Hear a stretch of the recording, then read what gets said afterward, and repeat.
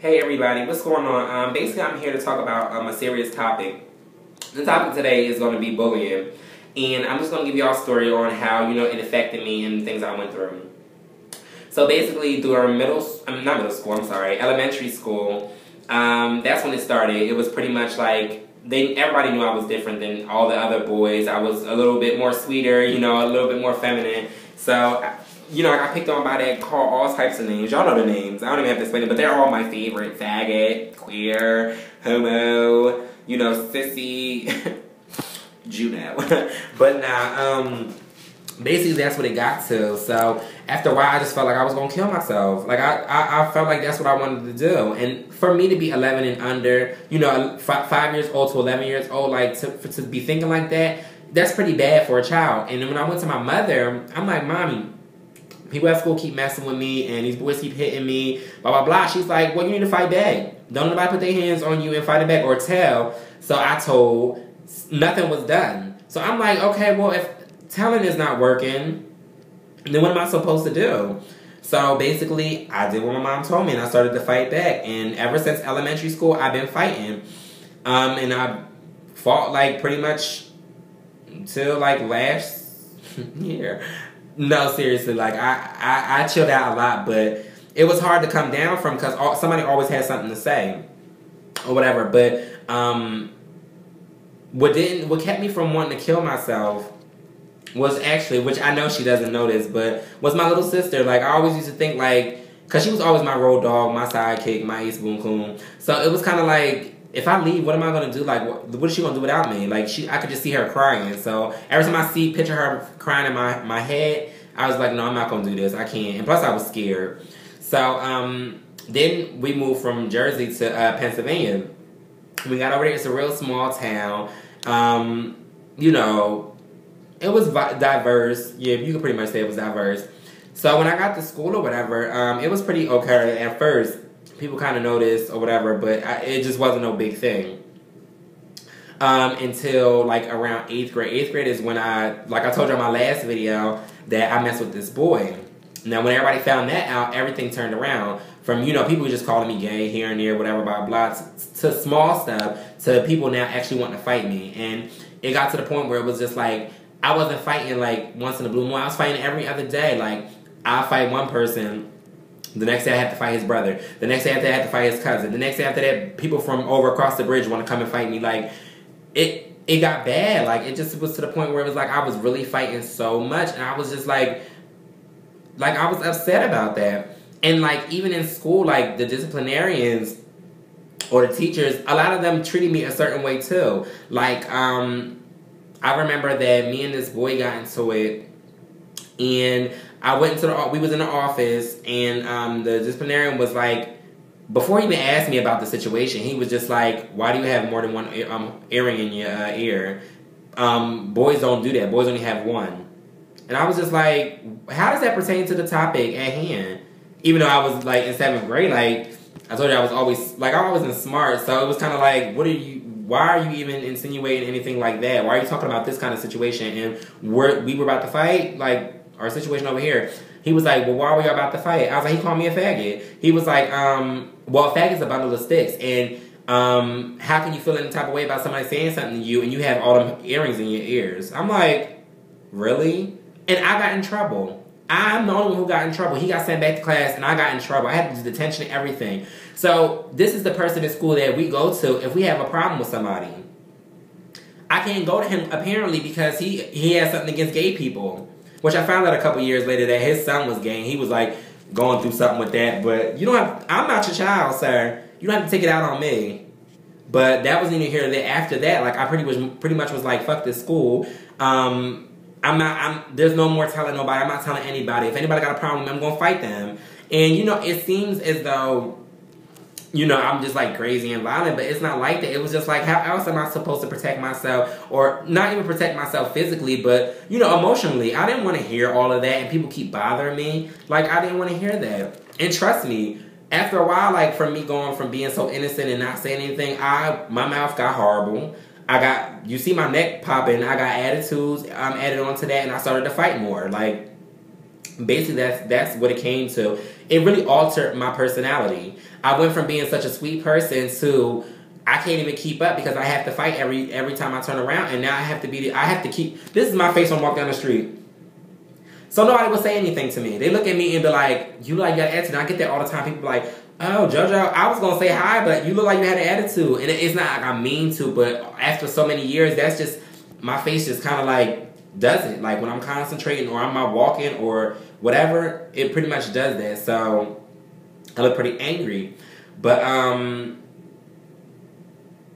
yeah, anyway, so I messed with this boy in 8th grade, or when I wound up messing with him, everybody found out, of course, because I couldn't keep my mouth closed. I was so young and dumb, and I was excited, and I told the wrong person, just one, and everybody found out about the situation, which I told y'all.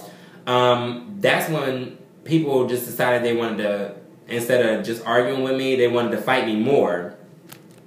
So I would walk down the hallways, and the boys would like, oh no, here he come, blah, blah, blah. Like, just make me seem like I'm some type of disease and like really make me feel bad about being myself. And it was hard enough to try to smile every day, being myself, and still have to deal with like stuff like that. It made me stop wanting to go to school. And because first of all, I couldn't tell nobody. And then I couldn't tell anybody that nobody was picking on me because nobody was doing anything about it. So basically I left, like I just stopped wanting to go to school. I started like, staying home sometimes or always getting suspended or running my mouth, things like that. So, but basically what it comes down to is it was because of the bullying that pushed me to being such an angry person and, just so malicious and just against everybody else. I just felt like, but honestly, nobody understands out of my friends how I felt. Because, like, all my friends are females, they don't have this big issue of going through people picking on them and not want to be around them because they're gay. Like, they don't have to deal with this. So, basically, I dealt with this alone. And even if I wasn't alone, I felt so alone. Like, no matter how many people comforted me or was around me, at the end of the day, I had to deal with my issues by myself. There was nobody I could really say, hey, did you go through this yesterday? Like, I couldn't do that. So, basically, I was alone in the whole situation. And it got pretty bad. Like, I just was, like, crying all the time. I was really upset. I couldn't talk to nobody. I just started shutting down. I wasn't talking. Like, I just wasn't being myself. And people didn't notice, but I noticed because it's me. Like, this is something I go through every day. This is something I have to see every day. So, basically what I'm getting at is, because I just don't want to keep talking about that story. Basically, I just want to get with these parents. Y'all really need to crack down on your children. It is not like, it's not okay for you to do certain things around your children. Like, talking about people and, making fun of people. They think that's funny, but it's not. Like, it can take a life. Now, if a child kills themselves over something that your child said, they don't see nothing wrong with that. You know what I'm saying? But that's a child's life lost. Like, that's bad. That's really bad, and people don't understand that. You think that bullying is just like, oh, I'm picking on him, he'll get over it. No. Some people really take the alternative route. Luckily for me, I was a little bit more, first of all, scared, and I had a motivation to keep me doing what I was doing because I was trying to figure out ways for me to, whatever. So, basically, it just got to the point where it was just like, I knew for a fact that this is going to be my life. Whatever. But it can be stopped. For y'all young kids or, kids still in high school that's watching this video, if it's going on in your life that you're being picked on, just know that you're not the only one, for one, and stay strong. Honestly, be strong. Try to tell if it does not work out that way like it didn't for me.